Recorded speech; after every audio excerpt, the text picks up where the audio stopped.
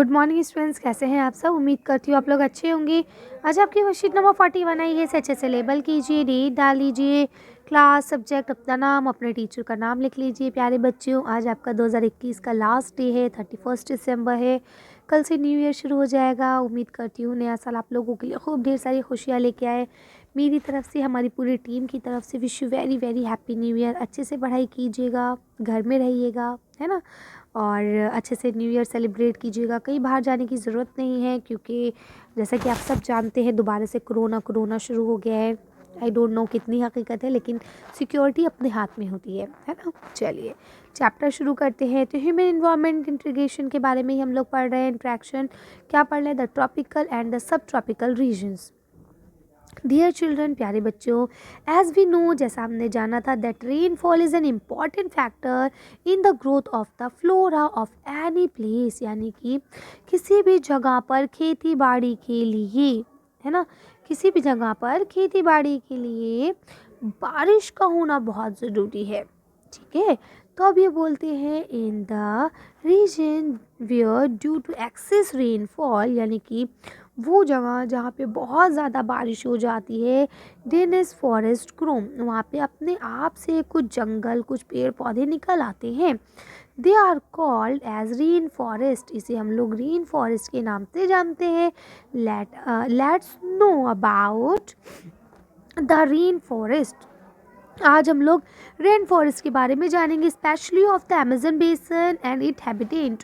ठीक है, और हम अमेजन बेसन के बारे में और उसके हैबिटेंट्स के बारे में जानेंगे। तो चलिए पढ़ना शुरू करते हैं। तो देखिए, पहले यहाँ पे आपको दिया गया rain forest, flora and fauna. तो देखते हैं क्या है। यहाँ लिखा है such forest are found in areas with high rainfall, यानी कि ये जो फॉरेस्ट है, जंगल जो है, ये ऐसी जगहों पे पाए जाते हैं जहाँ पे ज़्यादा वर्षा होती हो। The forest are in fact so thick that the dense roof created by leaf and branches do not allow the sunlight to reach the ground। कहते हैं कि ये पेड़ इतने हैवी होते हैं, इतने ज़्यादा छायादार होते हैं कि इनके अंदर से सूरज की जो रोशनी है वो ज़मीन पर पहुंच ही नहीं पाती। ठीक है, बहुत घने होते हैं ये पेड़। The ground remain dark and damp, तो कहते हैं यहाँ पे जो ज़मीन है वो कैसी रहेगी, अंधेरे में रहेगी और चिकनी चिकनी रहेगी, गीली रहेगी, है ना। उसको बोलते हैं ओनली शी टोटल वेजिटेशन में ग्रो हियर, यानी कि यहाँ सिर्फ वही वेजिटेशन हो सकते हैं, वही पेड़ पौधे उग सकते हैं जिनको जड़ों में धूप नहीं चाहिए, जिनको कम धूप चाहिए। ठीक है, ostrich broomlands grow as the plant parasites, यानी कि यहाँ पे प्लांट पैरासाइट खाने वाले जो एनिमल्स हैं वो एनिमल्स जो आपके कीड़े मकोड़े खाते हैं वो दो प्रकार के यहाँ पे पाए जाते हैं। फिर बोलते हैं बर्ड्स सच एज, अगर हम बर्ड्स की बात करें तो बोलते हैं यहाँ पे टूना, हिमिंग बर्ड्स, ये अलग अलग तरह की बर्ड्स पाई जाती हैं with the brilliant colour from each are form hair, यानी कि यहाँ पे अलग अलग तरह की चिड़िया वगैरह पाई जाती है। Animals like monkey, sloth and ant eating tapirs are found here, यानी कि यहाँ पे मंकी, स्लॉथ और चींटी खाने वाले कुछ जानवर वगैरह भी पाए जाते हैं। इसके बाद बोलते हैं वेरियस स्पीसीज ऑफ रेप्टाइल्स, यानी कि जो रेंगने वाले जानवर हैं उनकी भी बहुत सारी स्पीसीज पाई जाती हैं। And snake also thrive in this jungle, और बोलते हैं कि इन जंगलों में सांप की भी बहुत सारी प्रजातियाँ पाई जाती हैं। लाइक बोलते हैं crocodiles, snake, Python, anaconda and बो कॉन्स्ट्रक्टर एक्सेट्रा। ठीक है, तो ये सारे आपके रेंगने वाले कीड़े जानवर भी पाए जाते हैं। The basin is the home of thousand of species of insects, यानी कि ये जो जगह है, ये जो बेसिन है, ये हज़ारों इंसेक्ट्स की स्पीसीज़ की जगह मानी जाती है। यहाँ पे बहुत सारे इंसेक्ट्स रहते हैं। अब हम लोग पढ़ लेते हैं people of the rain forest, है ना, यानी कि जो रेन फॉरेस्ट एरिया है वहाँ पे लोग कैसे रहते हैं, उनका रहने का तरीका क्या है, उनका खाना पीना कैसा है। तो चलिए पढ़ लेते हैं। People grow most of their food in the small area after clearing some trees in the forest, जिसे हम लोग बोलते हैं slash and burn agriculture। कहते हैं यहाँ के जो लोग हैं वो बहुत छोटे से एरिया पे क्या करते हैं, अपनी खेती बाड़ी करते हैं पेड़ों को काट कर, जिसको हम लोग बोलते हैं slash and burn agriculture. Slash and burn agriculture का मतलब होता है कि पहले पेड़ों को कट करो, ठीक है। उसके बाद उनको जला दो, फिर ये ज़मीन उपजाऊ हो जाएगी। अब यहाँ अपनी पसंद की खेती कर लो, ठीक है। Well man Hunt and fish long the river. कहते हैं यहाँ के जो आदमी हैं वो क्या करते हैं, जाते हैं हंट करते हैं, जानवरों का शिकार करते हैं और इसी के साथ साथ रिवर से फिश भी कैच करके लाते हैं, है ना। व्यूमेंस और लेडीज़ की बात करें, take care of the crops, वो फसलों की देखभाल करती है। As hunting and fishing are uncertain, it is the women who keep their family alive by feeding them the vegetable they grow। कहते हैं अगर मान लीजिए कभी ऐसा हुआ कि आदमी लोग शिकार पे गए, उन्हें कोई शिकार नहीं मिला, कोई भी मछली नहीं मिली, तो क्या वो भूखे रहेंगे? नहीं। उस वक्त क्या होगा, जो वीमेन ने वेजिटेबल्स उगाए थे वो उसको पका के अपनी फैमिली को क्या करेगी, खिला देगी, अपनी फैमिली का पेट भर देगी। The staple food is manic, ठीक है। मोनिक जो है ये यहाँ का एक मेन फूड है। एलनोज एज द कावासा, इसे हम लोग कासवा भी बोलते हैं। That grow under the ground like the potato, ये बहुत कुछ आलू की तरह ही होता है, ज़मीन के अंदर उगाया जाता है। इसी के अलावा बिसाइड दिस, अगर इसके अलावा बात करें, tapioca, pineapple and the sweet potato is also grown. यहाँ पे ये सारी चीज़ें, अनानास, स्वीट पोटैटो यानी शकरकंदी, ये सारी चीज़ें भी यहाँ पे उगाई जाती हैं। They also eat queen ant and egg slack. कहते हैं ये लोग क्या करते हैं, जो क्वीन आंट होती है ना, चींटियों की जो रानी होती है वो, और जो एग सैक्स होते हैं, मतलब अंडों के जो गुच्छे वगैरह चीज़ें होती है, वो सब चीज़ें भी ये लोग खाते हैं। And cash crop like coffee, maize and coca are also grown. अच्छा, ये लोग कैश क्रॉप्स जो है, जिनसे हमें नकदी फसलें जिन्हें कहते हैं, वो भी उगाते हैं।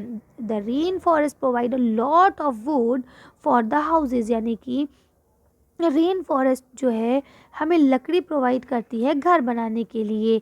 सम families live in thatched house shaped like beehive, कुछ फैमिलीज ऐसी हैं वो बीहाइव जैसे यानी कि मधुमक्खी के छत्ते जैसे घरों में रहना पसंद करती हैं।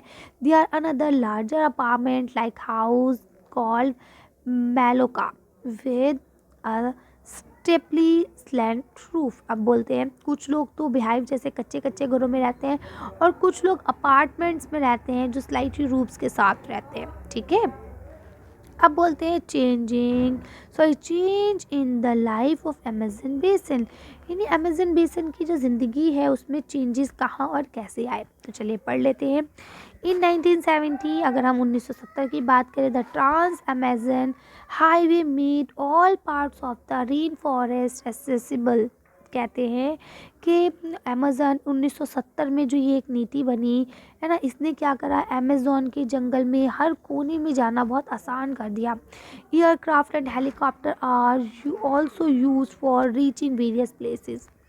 अच्छा, अब अमेज़न जंगल में अलग अलग जगहों पे जाने के लिए, अमेज़न बेसिन में अलग अलग जगहों पे पहुंचने के लिए एयरक्राफ्ट और हेलीकॉप्टर्स का इस्तेमाल होने लगा, ठीक है। The indigenous population was pushed out from the area and forced to settle in the new area where they continue to practice their distinctive way of farming। अब कहते हैं उसके बाद क्या हुआ भाई, अब आपके घर में अगर कोई और घुस आएगा तो आपको ना चाह के भी घर खाली करना पड़ेगा।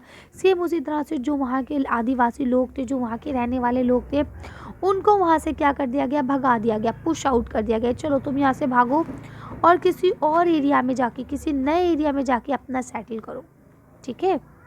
लेकिन हाँ, उनको परमिशन ये दे दी गई कि ठीक है, जिस तरह से आप यहाँ पे अपनी फार्मिंग करते हैं वहाँ पे भी आप अपनी फार्मिंग कर सकते हैं।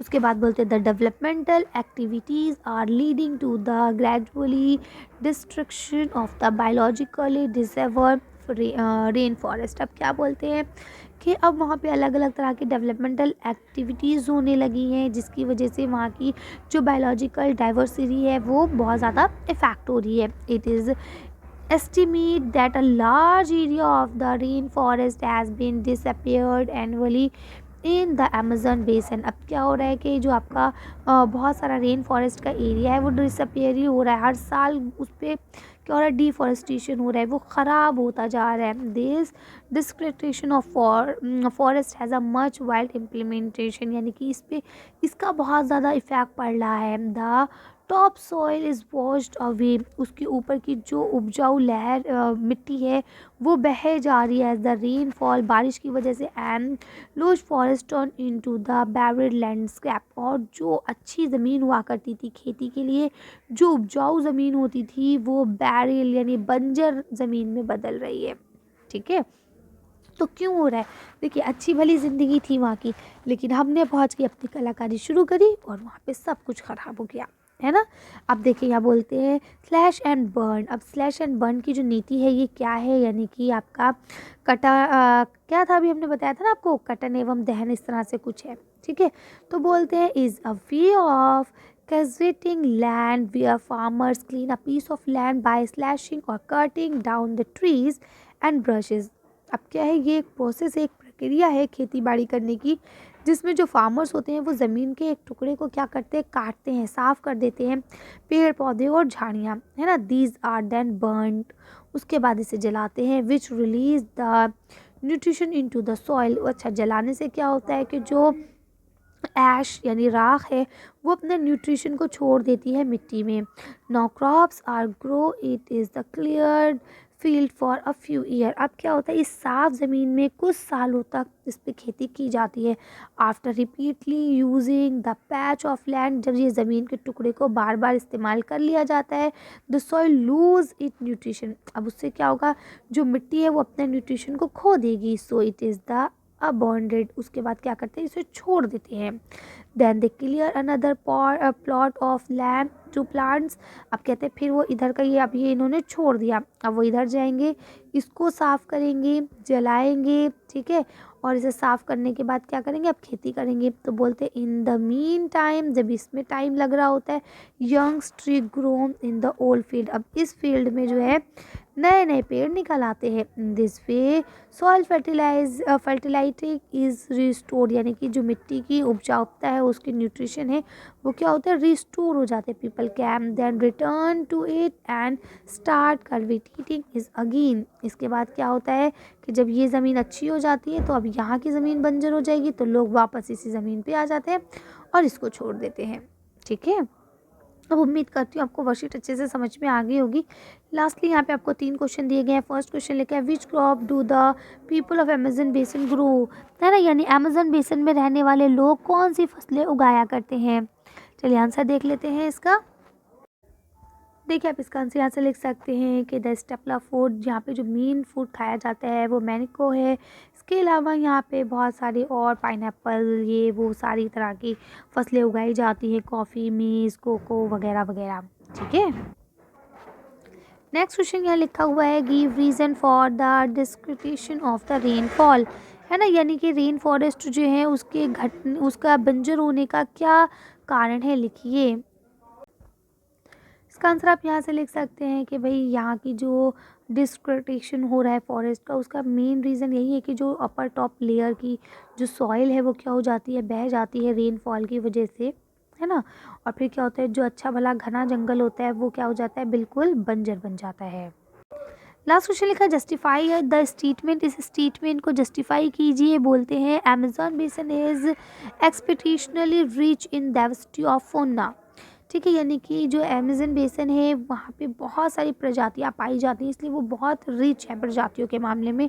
इस थॉट को आपको क्या करना है, एक्सप्लेन करना है, वेरीफाई करना है। चलिए तो इसका आंसर देख के वीडियो फिनिश करते हैं।